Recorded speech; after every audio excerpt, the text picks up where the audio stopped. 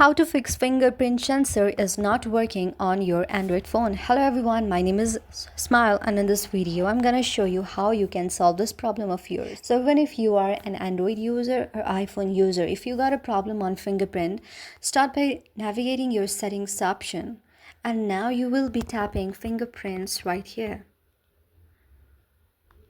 Now after tapping on the fingerprints option, go on the fingerprints here and try to see if the fingerprints works or not.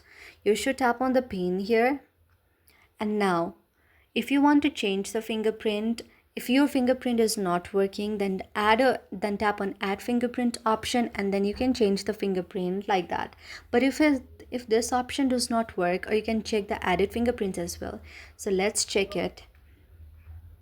So you can know if your fingerprint is working or not just by tapping on this. So this is the fingerprint I already have and it does work. But if it does not work, then you can always add another fingerprint. Like you can add other fingerprints from other fingers of yours, and this might solve your problem.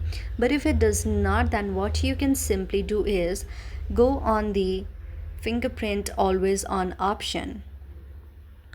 And after that, you need to tap on your pin here. After that, you will go on the Samsung Pass option and then on the setting option as well to see if there is any option like if the fingerprint is locked or unlocked. Make sure the fingerprint option is unlocked there, because you cannot use fingerprint if it is locked. If it is unlocked and still it does not work, then I would suggest you to check the storage and everything off your phone, because a software problem might be the reason for that. And I would suggest you to reset your phone and then open your phone again. And also after that, this might solve your problem. If not, then it would be easier to go on any shop to check your software problems of fingerprint. That would also solve your problem. So that's how I can do it. I hope you like the video.